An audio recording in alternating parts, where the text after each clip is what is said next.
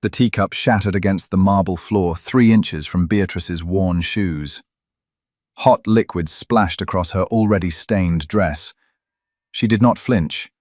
She had learned not to flinch years ago. "Look at me when I speak to you," her stepmother hissed. Lady Margaret Hartwell stood above her like a hawk, eyeing wounded prey. "You spilled tea on Lady Pemberton's sleeve yesterday. Do you know what that cost me? The humiliation." Beatrice lifted her eyes. They were grey like storm clouds, though no one had bothered to notice in years. "I apologized to Lady Pemberton. She said it was nothing." "Nothing?" Margaret's laugh was sharp as glass. "She pitied you. That is worse than anger. She looked at you with those sad eyes and saw exactly what you are. A burden. A mistake. A girl too plain and too poor to ever find a husband." The words were familiar. Beatrice had heard them every day for 10 years, since her father died and left her to Margaret's mercy. She gathered the broken pieces of china with steady hands. A sharp edge cut her thumb. Blood welled up, bright and red. "Leave it," Margaret snapped. "The servants will clean your mess. They always do. Just like I have cleaned up the mess your father left me. Feeding you, clothing you, keeping a roof over your ungrateful head." Beatrice stood. She was 26 years old, too old for the marriage market, too old for hope. Margaret reminded her of this fact daily. "Go to the kitchen," Margaret said. "Cook needs help with tonight's dinner party. And do try not to embarrass me in front of the guests. Keep your eyes down. Stay in the shadows. Pretend you do not exist." Beatrice walked through the cold hallways of Hartwell House. The home she had grown up in felt like a prison now. Portraits of her father hung on the walls. In them, he smiled. She remembered his laugh. She remembered how he would lift her up and spin her around. She remembered the lullaby he sang when nightmares woke her. Those memories felt like dreams now, faded and far away. In the kitchen, she found chaos. Cook was shouting at the maids. Pots boiled over on the stove. The scullery maid was crying in the corner. Beatrice rolled up her sleeves and went to work. She knew how to make order from chaos. She had been doing it her whole life. She chopped vegetables with quick, clean cuts. She stirred sauces without being asked. She calmed the crying maid with soft words. Within an hour, the kitchen hummed with smooth efficiency. "You have a gift," Cook said, wiping sweat from her forehead. "You should have been born to a different life." Beatrice smiled, though it did not reach her eyes. "We do not choose what we are born to." "No," Cook agreed. "But sometimes fate gives us a different path than the one we walk." That evening, Beatrice served at the dinner party. She wore a plain grey dress that had been mended many times. She kept her eyes down as Margaret had commanded. She poured wine and cleared plates like a ghost moving through the room. The guests did not see her. They never did. But one person noticed. Lord Ashford, Margaret's nephew, watched Beatrice with cruel interest. He was drunk. His eyes followed her movements like a cat watching a mouse. "Tell me, Aunt," he said loudly, "is that the orphan, the one who lives on your charity?" The room went quiet. Beatrice's hands tightened on the serving tray. Margaret's smile was poison sweet. "Yes," Margaret said, "that is Beatrice, my late husband's daughter. I keep her out of Christian duty, though she has no prospects and no future. A cautionary tale, really. This is what becomes of girls with no fortune and no beauty." Laughter rippled around the table. It cut deeper than the broken china had cut her thumb. Beatrice set down the tray carefully. She walked from the room with her head high. Let them laugh. She had survived worse. In her small attic bedroom, she sat by the narrow window. The moon was full and bright. Somewhere out in the world, people were happy. Somewhere, people were loved. She hummed the old lullaby her father had sung. The melody was sad and sweet. It was the only piece of him she had left. She did not know that this lullaby would change everything. Miles away, in a grand estate that could swallow Hartwell House 10 times over, the Duke of Thornfield sat alone in his study. His name was Julian Blackwood. He was 32 years old. He was one of the richest men in England, and he was empty. His wife had died 3 years ago in childbirth. The baby had died too. A son. Julian had held the tiny body in his arms for 1 hour before they took him away. He had not held anything since. He had not felt anything since. His mother, the Dowager Duchess, worried. His sisters worried. The whole estate worried. The Duke had become a ghost in his own home. He fulfilled his duties, he managed his lands, he attended Parliament, but he did not live. He existed. "You must marry again," his mother said for the 100th time. She sat across from him in the study, her hands folded in her lap. "It has been 3 years, Julian. You need an heir. The title needs security." "I know my duty," Julian said. His voice was flat, empty. "It is not just duty," his mother pressed. "You are young. You deserve happiness again. You deserve love." "I had love," Julian said. "It died. I will not risk that pain again." "Then marry for practicality," his mother said. Her voice was gentle but firm. "Choose a woman who needs what you can provide. A marriage of convenience. No expectations of love, just companionship, just duty." Julian looked at his mother, really looked at her. She had aged since his wife died. Grief had carved lines in her face too. She had lost a daughter-in-law she loved, a grandson she never got to know, and, in a way, she had lost her son too. The Julian who laughed and teased and lived had died with his family. "I will consider it," he said finally. His mother's face brightened with hope. "There is a ball next week. Lady Margaret Hartwell is hosting. She has connections to many families with daughters." "I said I would consider it," Julian repeated. "Do not plan my wedding yet." But his mother was already planning. He could see it in her eyes. Julian walked through his estate that night. Thornfield Manor had 60 rooms. Every one of them echoed with emptiness. He passed the nursery they had prepared. The cradle still sat in the corner, covered in dust. He had not been able to bring himself to remove it.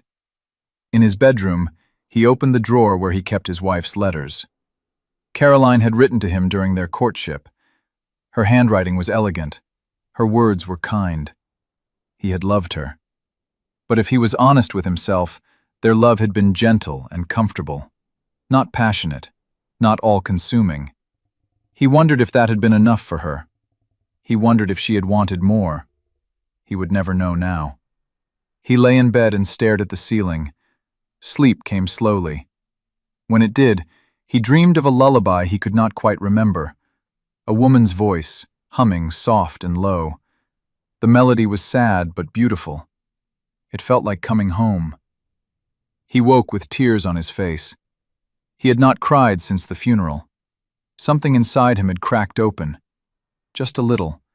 Just enough to hurt. Lady Margaret Hartwell had a problem. She had debts that were drowning her. Her late husband had left her the house but very little money. She had lived beyond her means for years, hoping to marry her daughter to wealth. But her daughter had eloped with a soldier 2 years ago and now lived in Scotland, far from Margaret's schemes. The Duke of Thornfield was her answer. If she could arrange a match between the Duke and someone in her household, she would receive a finder's fee. More than that, she would have the favor of one of the most powerful men in England. But Margaret had no daughters left to offer, no nieces of marriageable age, no one except— The idea came to her like a snake sliding through grass. Beatrice. The girl was past her prime but not completely unmarriageable. She was quiet and obedient. She would cause no trouble. And most importantly, the Duke wanted a marriage of convenience, not love. Beatrice was perfect for that. Plain enough not to stir passion, broken enough not to demand it. Margaret smiled. She would frame it as charity. The Duke could save a poor orphan while fulfilling his duty. He would be seen as noble, generous, kind. He would owe Margaret for the opportunity. She called Beatrice to her sitting room the next morning. Beatrice entered with caution. Nothing good ever came from these summons. Margaret sat behind her desk like a queen on a throne. "I have arranged a marriage for you," Margaret announced without preamble. Beatrice's heart stopped, then started again, beating too fast. "What?" "You will marry the Duke of Thornfield. The wedding is in 1 week." The room tilted. Beatrice gripped the back of a chair to steady herself. "I do not understand. Why would a duke marry me? He does not even know me." "He seeks a wife of convenience," Margaret said. Her voice was brisk and businesslike. "He has no interest in love or passion. He wants a quiet woman who will give him an heir and stay out of his way. You are perfect for that role." "But I cannot." "You can and you will," Margaret interrupted. Her eyes went hard. "This is the only chance you will ever have. Do you think anyone else will marry you? You are 26, poor, plain. This is a miracle. You should be grateful." Beatrice's mind raced. Marriage to a duke. It sounded like a fairy tale. But Margaret did not deal in fairy tales. There had to be a catch. "What do you gain from this?" Beatrice asked. Margaret's smile was thin. "That is not your concern. Your concern is to be obedient and grateful. Accept this marriage, or I will turn you out onto the streets.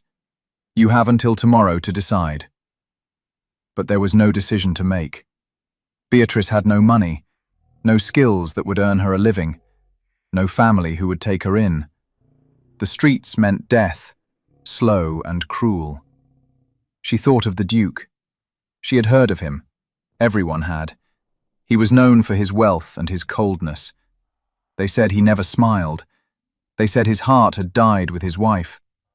A marriage to him would be loveless and empty, but it would be survival. "I accept," Beatrice said quietly. Margaret nodded as if she had never doubted. "Good.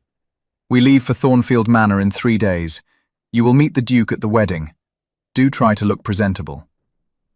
The next 3 days passed in a blur. Beatrice was measured for a wedding dress.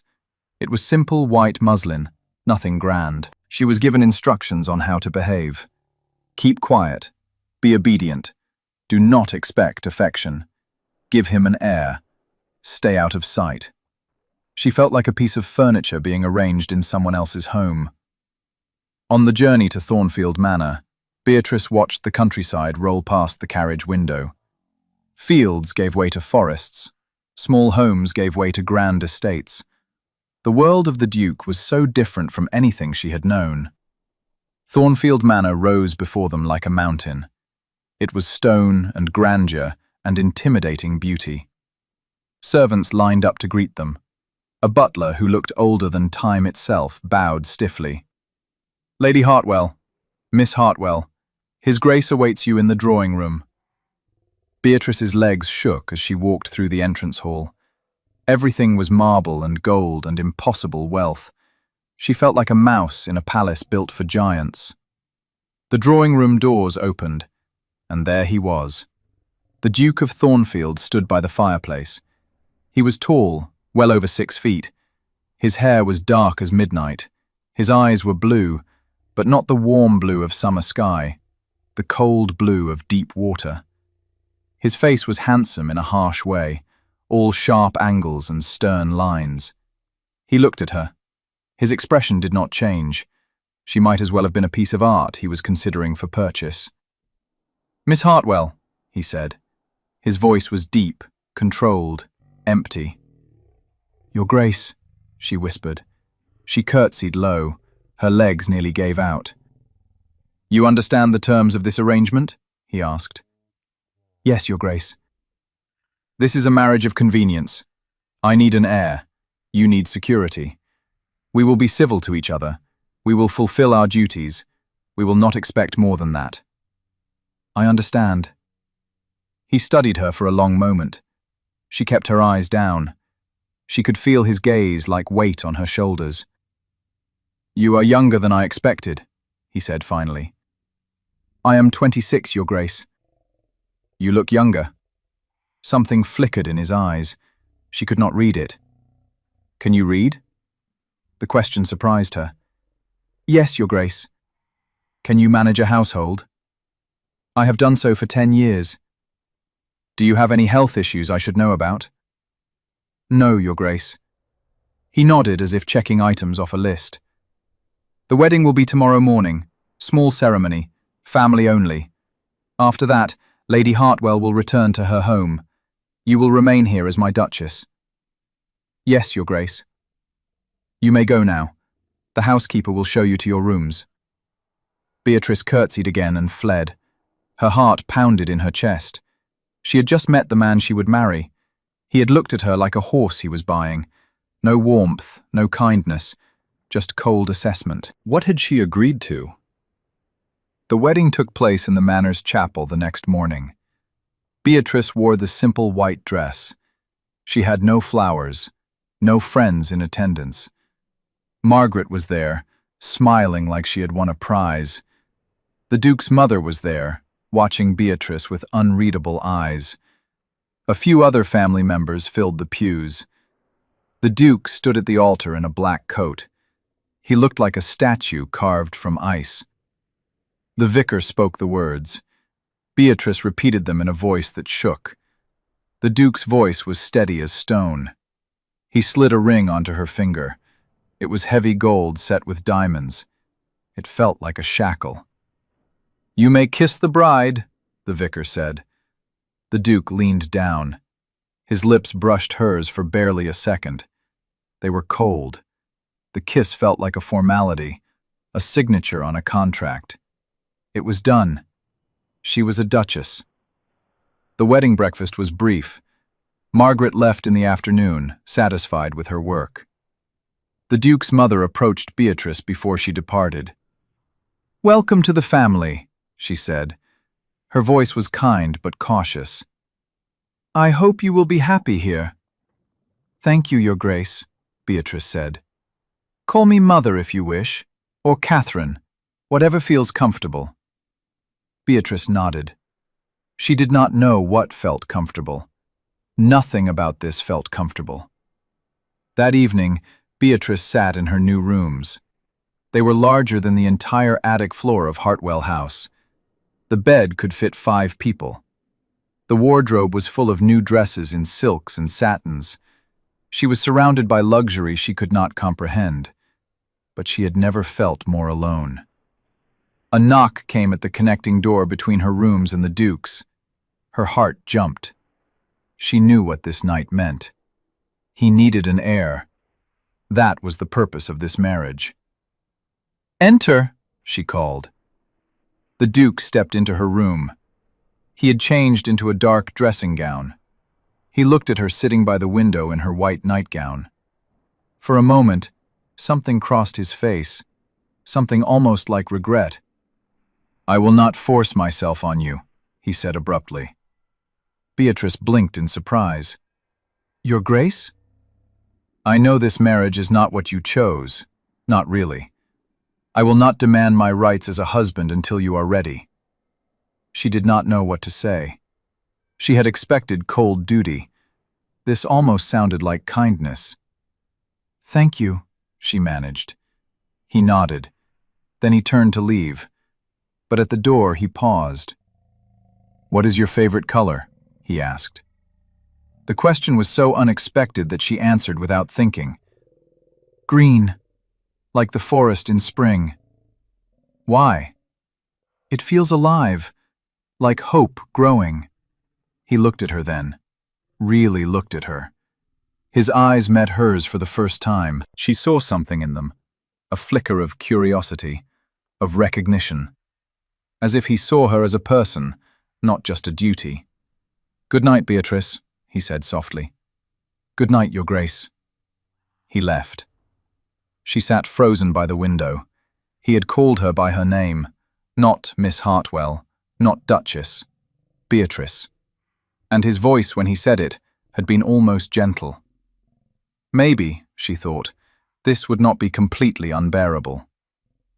The next weeks fell into a pattern. Beatrice spent her days learning to run Thornfield Manor. The housekeeper, Mrs. Davies, was patient and kind.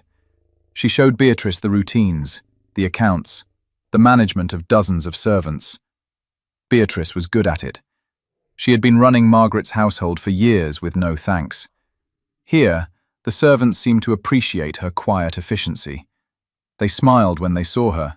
They asked her opinions. She felt useful for the first time in years. The Duke was polite but distant. They took breakfast together each morning. He asked her questions about the household. She answered. They discussed the weather, the estate business. Nothing personal, nothing deep. But small things began to happen, things she did not expect. One morning, she came down to breakfast and found a vase of wildflowers on the table. Green flowers, the colour of spring forests. Mrs. Davies said the Duke had ordered them from the greenhouse. Another day, she mentioned that she liked to read. The next morning, the Duke's private library was open to her. Thousands of books lined the walls. The Duke found her there that evening, curled in a chair with a volume of poetry. "You may come here whenever you wish," he said. "I am rarely here in the evenings." "Thank you, Your Grace." "Julian," he said suddenly. "I beg your pardon?" "Call me Julian. We are married. The formality is unnecessary when we are alone." "Then you should call me B," she said before she could stop herself. "My father called me that." Something softened in his face. "B," he repeated. The name sounded gentle in his deep voice. "It suits you." He left her to her reading, but the next night he came to the library while she was there. He said nothing. He simply sat in the chair across from her and read his own book. They spent the evening in comfortable silence. It became a routine. Every evening they read together. Sometimes they spoke about the books. Sometimes they sat in quiet companionship.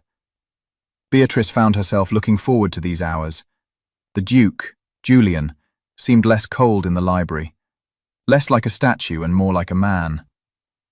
One night she fell asleep in her chair. She woke to find a blanket tucked around her shoulders. Julian sat across from her, watching her with an expression she could not read. "You should go to bed," he said softly. "I am sorry. I did not mean to fall asleep."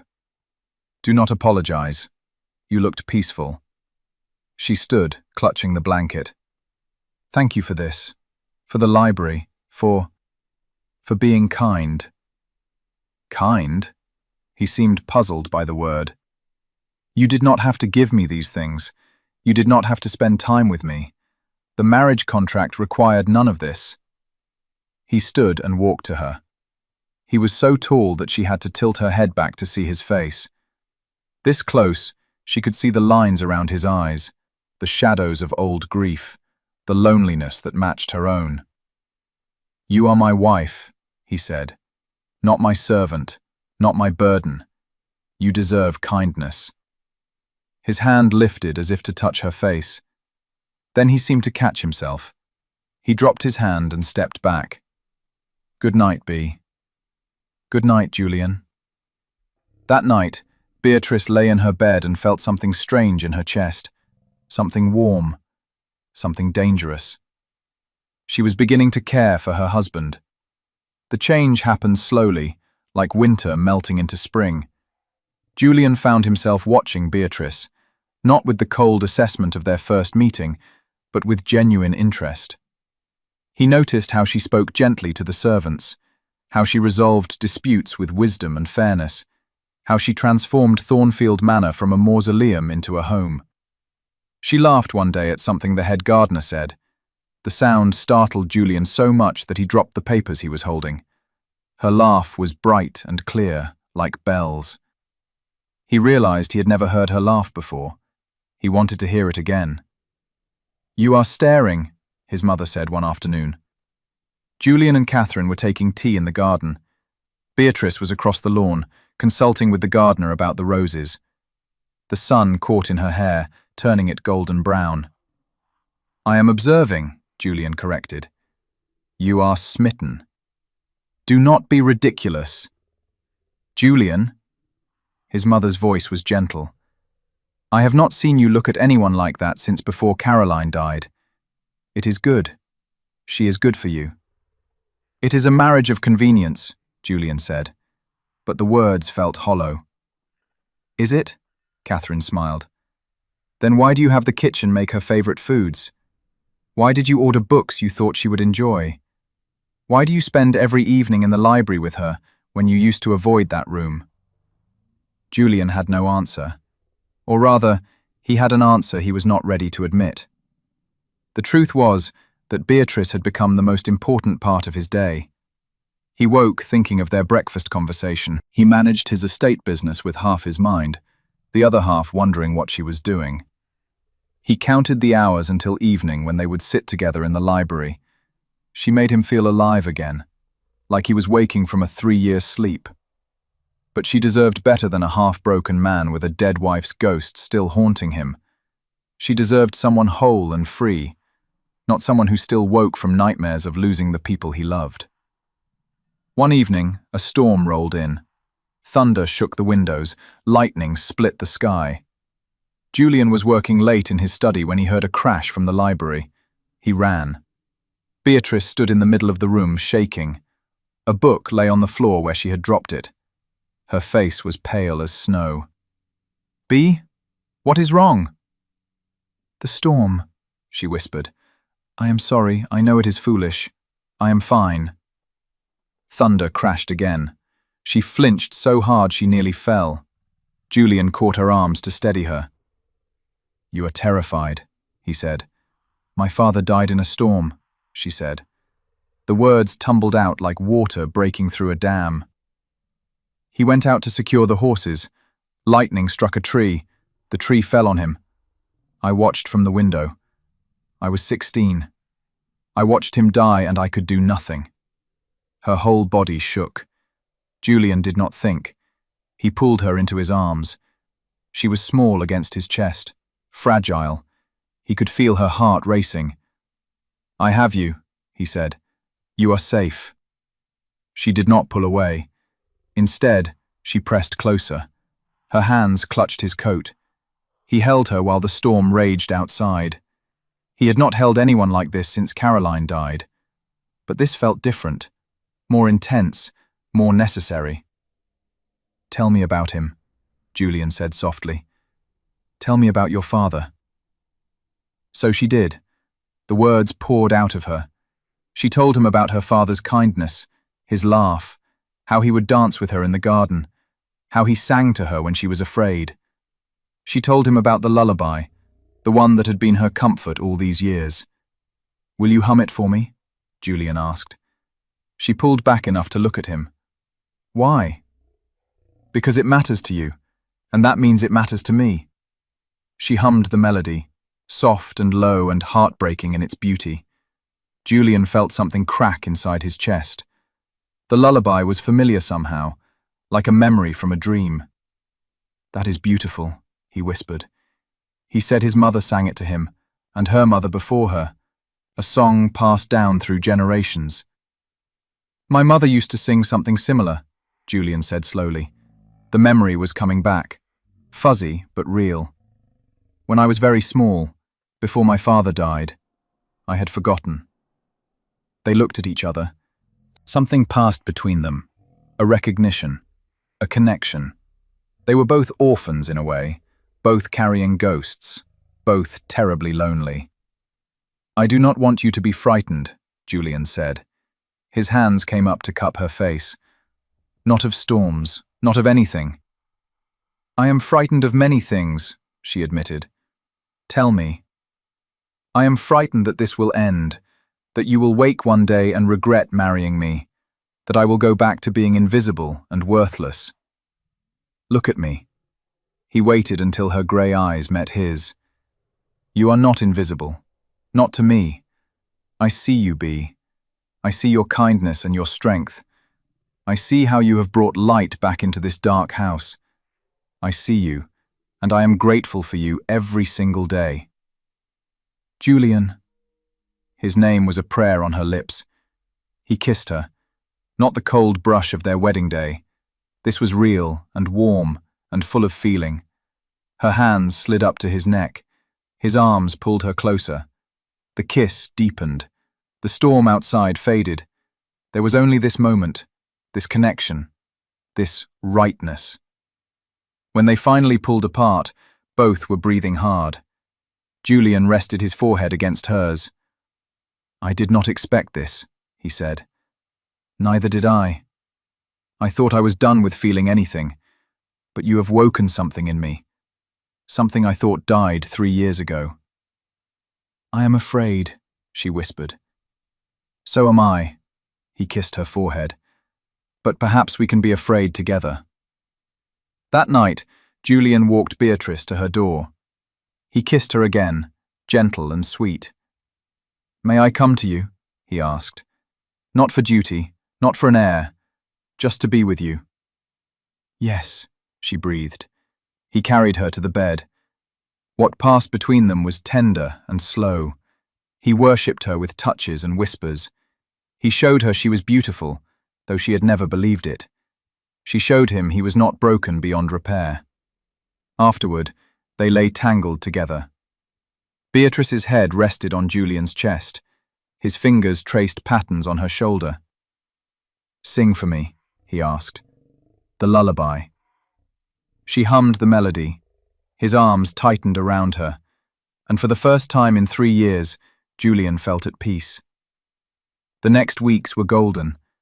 They were still careful with each other, still learning, but the walls were coming down brick by brick. Julian taught Beatrice to ride. She was nervous on the horse at first, but he led her gently around the paddock, his hand never leaving the reins. By the end of the week, she was galloping through the fields, laughing with pure joy. Julian chased after her, his own laughter ringing out. The servants stopped their work to stare. The Duke was laughing.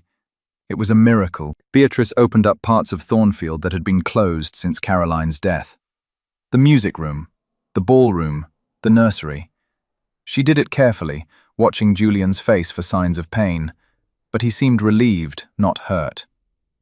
"She would not want these rooms to sit empty," he said one day. They stood in the nursery, looking at the dusty cradle. Caroline loved life. She would hate that her death stopped all the life in this house. "Tell me about her," Beatrice said.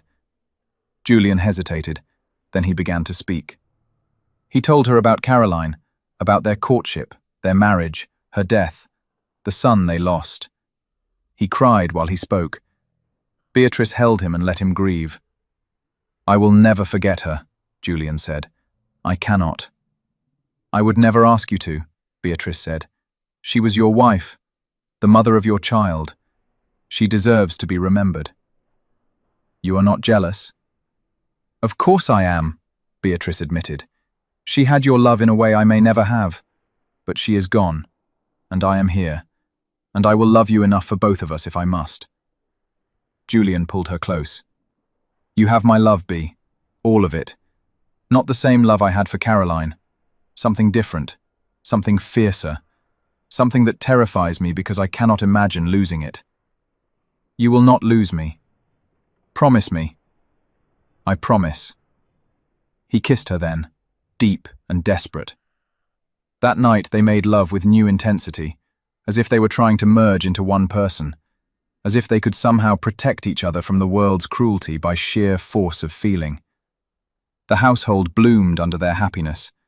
Servants smiled more. The gardens grew lush and beautiful. Music filled the halls. Thornfield Manor transformed from a tomb into a true home. Julian's mother visited and could not believe the change in her son. "You are yourself again," she said, tears in her eyes. "No, you are better than you were.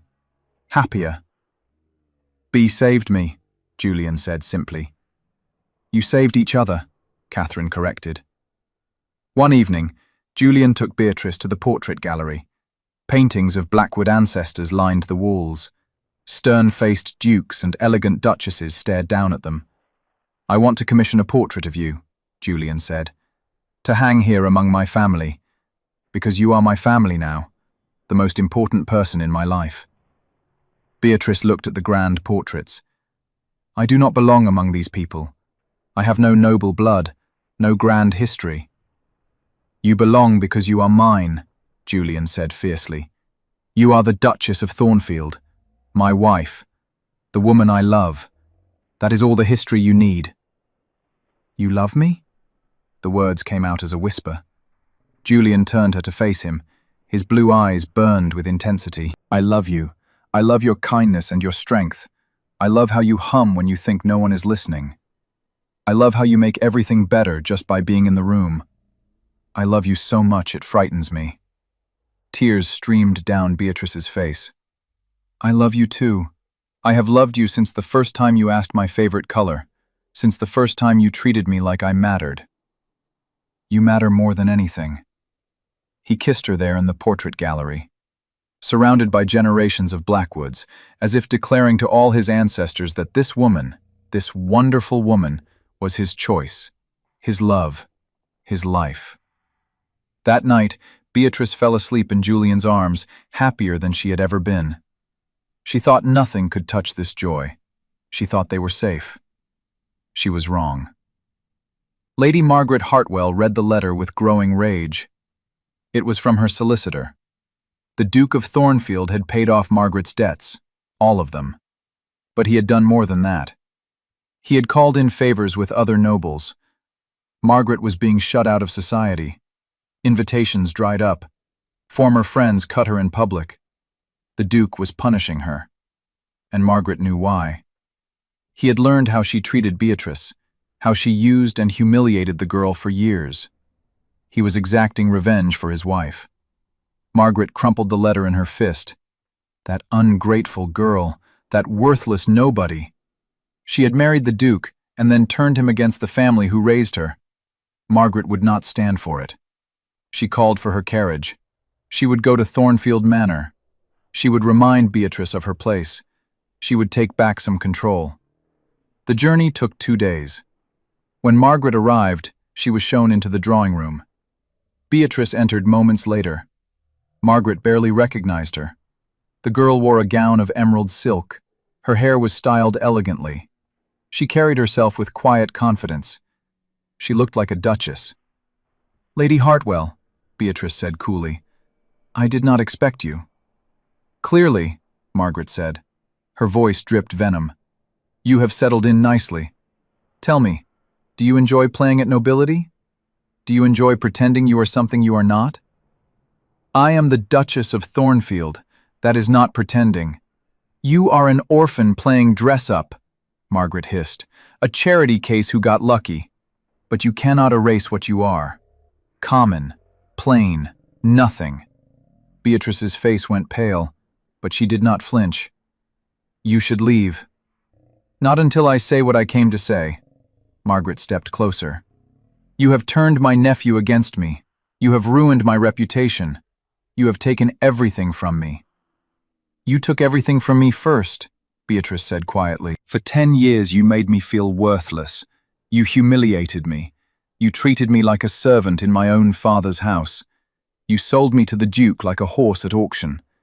You have no right to complain about consequences. You ungrateful little—" "That is enough." Julian's voice cut through the room like a blade. He stood in the doorway, his face carved from ice. "You will not speak to my wife that way in my home."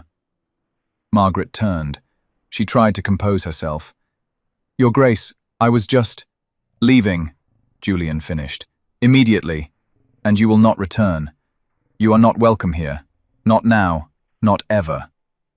"You cannot do this. I am family." "You are nothing to me," Julian said. His voice was soft but deadly. "You abused a girl under your care. You sold her into marriage for profit. You have no honor and no decency. Leave now or I will have you removed." Margaret looked between them. Julian stood beside Beatrice now, his hand on her shoulder, united, protective. She had lost. "This is not over," Margaret spat. "Yes," Julian said, "it is." Margaret left in a fury. Her carriage had barely cleared the drive before she was plotting. If she could not attack them directly, she would attack their reputation. She would spread rumors.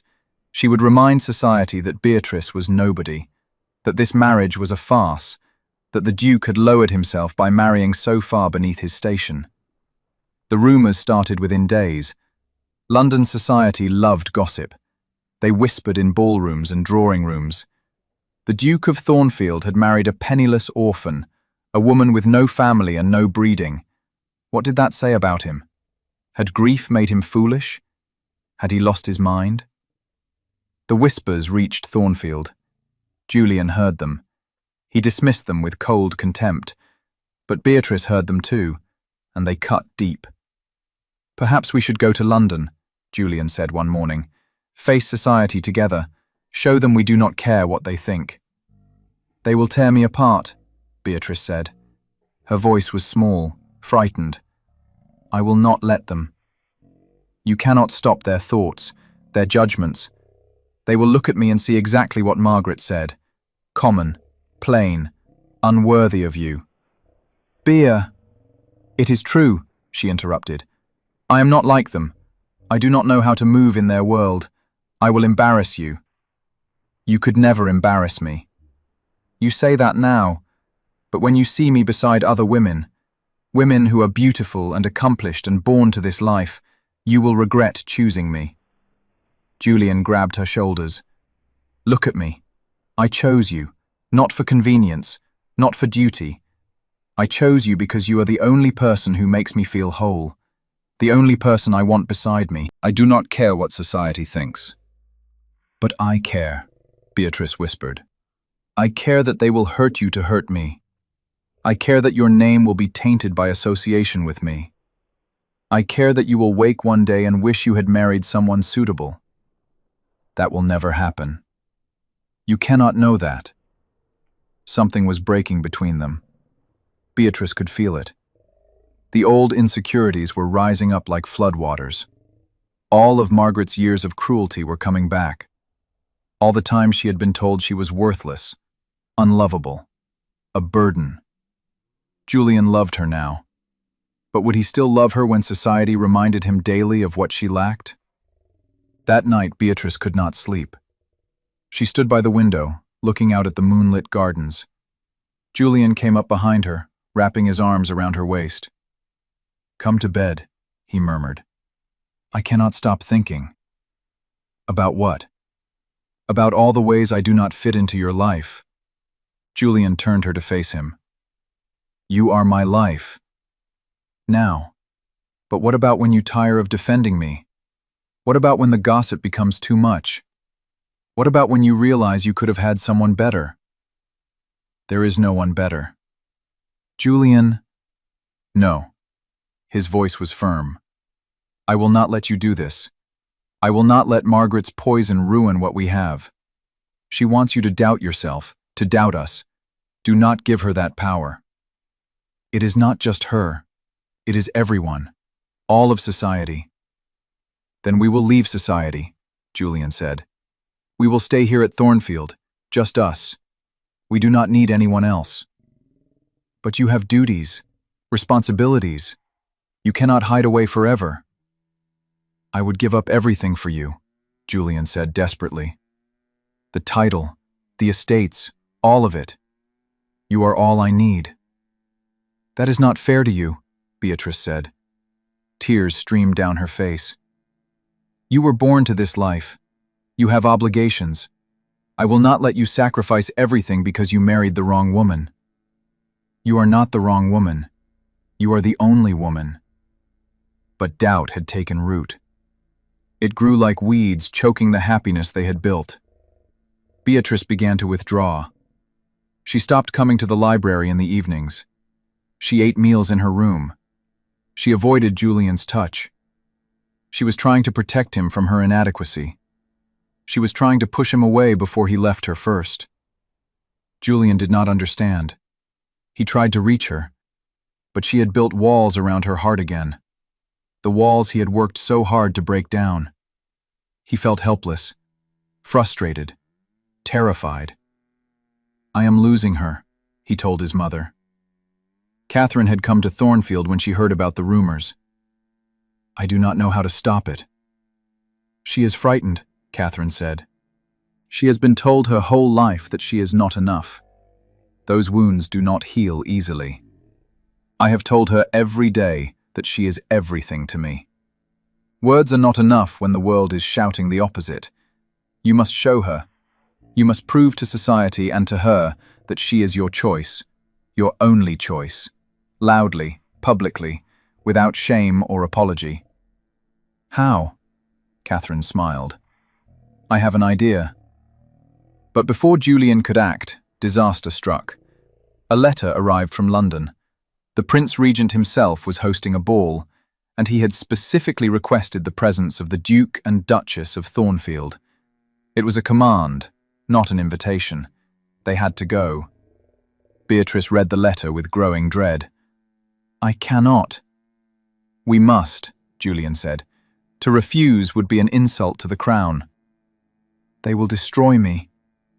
I will be beside you every moment. That will not be enough. B, please.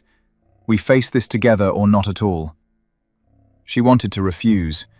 She wanted to hide in Thornfield forever. But she could see the strain on Julian's face, the position she was putting him in. If she refused, it would reflect badly on him. Society would say she was unfit, that he had made a mistake. She could not do that to him. I will go, she said quietly. We will show them, Julian promised. We will show them all that you are the finest duchess in England. But Beatrice did not believe him.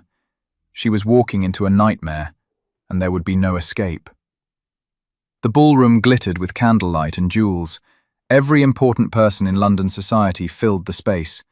Music played, champagne flowed, and everyone waited for the Duke and Duchess of Thornfield to arrive. The whispers had reached a fever pitch. They said the Duke's new wife was a social climber, a fortune hunter, a nobody. They could not wait to see her, to judge her, to tear her apart with smiles and polite venom. Beatrice stood in the entrance hall of the palace, frozen with terror. She wore a gown of midnight blue silk that Julian had commissioned. Diamonds sparkled at her throat and ears. She looked like a duchess, but she felt like an imposter. I cannot do this, she whispered. Julian took her hand. He looked magnificent in black evening clothes. His blue eyes held hers. Yes, you can. You are the strongest person I know. You survived 10 years of cruelty. You turned Thornfield from a tomb into a home. You brought me back to life. You can survive one ball.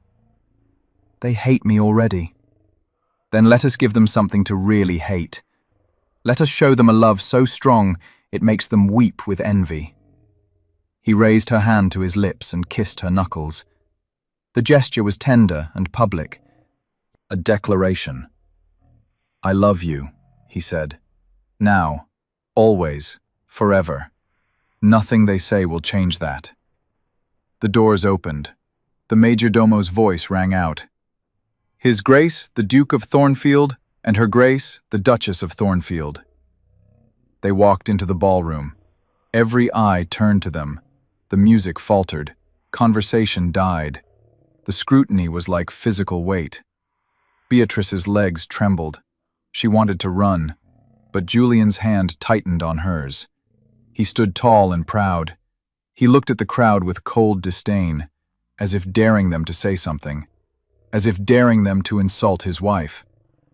They walked through the crowd. People parted before them. Beatrice kept her chin up. She forced herself to meet the stares.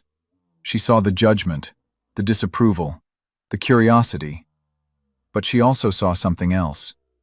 She saw Julian's mother across the room, smiling with approval. She saw kind faces among the cruel ones. She saw that not everyone had already condemned her. The Prince Regent approached. He was an imposing man, wealthy, powerful, difficult to impress. He looked Beatrice up and down. So this is the Duchess, he said. I have heard much about you. Your Royal Highness. Beatrice curtsied perfectly. Her lessons had paid off. They say you have no family, no fortune, that you married the Duke for his money. The room went silent. This was the attack, the public humiliation. Beatrice felt Julian tense beside her. But before he could speak, she lifted her head. "They are right," she said clearly. "I have no family but the one I married into. I have no fortune but what my husband provides. And yes, I married the Duke when I had nothing, but not for his money. I married him because he was the first person in 10 years to treat me like I was worth something. And I have spent every day since trying to be worthy of that gift."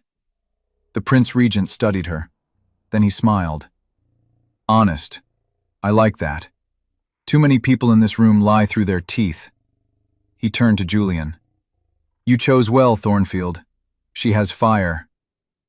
"Yes," Julian said. His voice was fierce with pride. "She does." The Prince Regent moved on. The moment had passed. Beatrice had not been destroyed. But the night was far from over. The whispers continued. Women looked at her with cold eyes. Men smirked behind their hands. Every second was torture. Then the music changed. A waltz began. Julian turned to Beatrice. "Dance with me," he said. "Everyone is watching." "Good. Let them watch." He led her onto the floor. Other couples joined them. But Julian did not notice. He looked only at Beatrice. His hand was firm on her waist. His eyes never left hers. "Do you remember the first night we met?" he asked as they turned across the floor. "You looked at me like I was a horse you were buying." He winced. "I was a fool. You were grieving. That is no excuse for how I treated you. But you changed everything, Bea. You made me want to live again. You made Thornfield a home. You made me whole. I was a shell of a man before you. Now I am alive, and it is all because of you." "Julian, I am not finished." His voice grew louder. Couples around them began to listen. "I want everyone to hear this. I want all of London to know. I love you, Beatrice Blackwood. You are the finest woman I have ever known. I do not care about your birth or your fortune. I care about your heart. And your heart is more valuable than all the noble blood in this room." The music was still playing, but everyone had stopped dancing. They were watching Julian and Beatrice, watching the Duke make a public declaration of love. It was scandalous, romantic, unprecedented. "You say I am common," Beatrice said. Tears streamed down her face. "And I am, but I love you with everything I am. Every common, plain, ordinary piece of me loves you, and I will spend my life trying to be worthy of your love." "You do not have to try," Julian said. "You already are worthy. You always were. The world just did not see it. But I see you. I see all of you. And you are beautiful." He kissed her. There in the middle of the ballroom, in front of the Prince Regent and all of London society. He kissed her like she was the only person in the world. The crowd gasped. Then someone began to clap. Then another. Then the entire ballroom erupted in applause. Julian pulled back from the kiss. He looked around at the crowd with cold satisfaction. "Let anyone who has something to say about my wife say it to my face. I dare you." No one spoke. No one moved. The Duke of Thornfield had made his choice clear. To insult his wife would be to insult him, and no one wanted to make an enemy of one of the most powerful men in England. Lady Margaret Hartwell stood in the corner, watching her plans crumble. She had hoped to embarrass Beatrice, to drive a wedge between her and the Duke. Instead, she had only made their bond stronger. She had lost, completely and utterly. The rest of the evening passed in a blur. People approached them differently now, with respect, with curiosity instead of cruelty. Some even apologized for believing the rumors. Julian never left Beatrice's side. He introduced her proudly. He spoke of her intelligence and kindness. He made it clear that she was not just his wife in name. She was his partner, his equal, his love. By the end of the night, Beatrice was exhausted but triumphant. They rode back to their London townhouse in comfortable silence. Julian held her hand the entire way. "You were magnificent," he said. "I was terrified." "You did not show it. You stood tall, you spoke honestly, you won them over." We won them over, she corrected. You told an entire ballroom that you loved me. That was incredibly romantic and incredibly foolish. I meant every word. I know you did. That is what made it perfect. That night, they made love with desperate intensity, as if reaffirming their bond, as if reminding each other that they had survived the worst, that they were stronger together than apart, that love had conquered cruelty and doubt. Afterward, Beatrice lay in Julian's arms. She hummed the old lullaby, the one her father had sung, the one that had comforted her in dark times, the one that had somehow brought her to this moment. "Sing the words," Julian murmured. "I know there are words." "I do not know all of them," Beatrice admitted. "My father only sang bits and pieces, something about stars and home and never being alone." "My mother knew the full song," Julian said slowly. "Before my father died, she sang it every night. I can still remember some of it." He began to sing softly. His voice was rough but sweet. "When the stars come out to shine and the world is dark and cold, remember you are mine, and love will make you bold." Beatrice sat up. "That is it. That is the song. How do you know it?" "It is old, passed down through families. My mother said it was a song about enduring love, about never giving up hope, even when the world is cruel." "That is what it was for me," Beatrice whispered. "Hope. When everything was dark, I had that song. And now I have you." "We have each other," Julian corrected. He pulled her back down into his arms. "And we always will." 3 months later, Beatrice stood in the nursery at Thornfield Manor. The room had been cleaned and painted. New curtains hung in the windows. Sunlight streamed across the cradle that was no longer dusty. Her hand rested on her still flat stomach. The doctor had confirmed it that morning. She was with child. The Blackwood line would continue. But more than that, she and Julian would have a family, a child born from their love. Julian found her there. He looked at her face and knew immediately.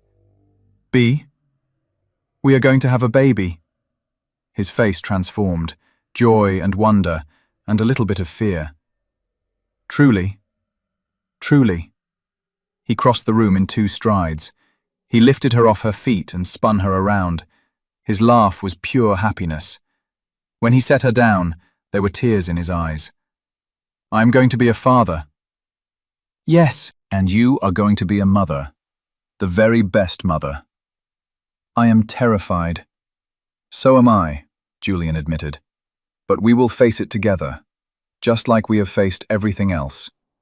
He knelt before her. His hands rested gently on her stomach. "Hello, little one," he whispered. "I am your father, and I love you already. More than I knew was possible. You and your mother have given me everything. You have given me life." Beatrice ran her fingers through Julian's dark hair. This man who had been a cold stranger, this man who had become her whole world, this man who loved her with a fierceness that still took her breath away. "Sing to them," she said. "Sing the lullaby." So Julian sang, the old song of enduring love, the song that had connected them before they even met, the song that would be passed to their child and their child's children, a legacy of love conquering darkness. Beatrice joined in. Their voices blended together, 2 broken people who had found each other, who had healed each other, who had built a love strong enough to weather any storm. In the years that followed, Thornfield Manor was filled with laughter and life. They had 4 children, 3 daughters and a son. Each child learned the lullaby. Each child grew up surrounded by love and warmth. The ghosts that had haunted the halls were replaced by joy. Julian never forgot Caroline, but he learned that the heart could hold multiple loves without diminishing any of them. He had loved his first wife. He loved his children. But Beatrice was the love that had saved him, that had brought him back from the darkness, that had taught him what it meant to be truly alive. Beatrice never forgot the years of cruelty, but she learned that the past did not define her. She had been broken, yes, but she had also survived. She had endured. And in the end, she had found a love greater than she ever imagined possible. Lady Margaret Hartwell faded into obscurity. Her cruelty was repaid with indifference. The Thornfields never spoke of her. She was a ghost from a painful past, given no power in their present. On warm summer evenings, the people passing Thornfield Manor could hear music drifting from the windows, laughter, children playing, and sometimes, if they listened carefully, they could hear two voices singing an old lullaby, a song about stars and hope and never being alone. The Duke had married a stranger, but he had found his soulmate, and they lived truly and deeply, happily ever after.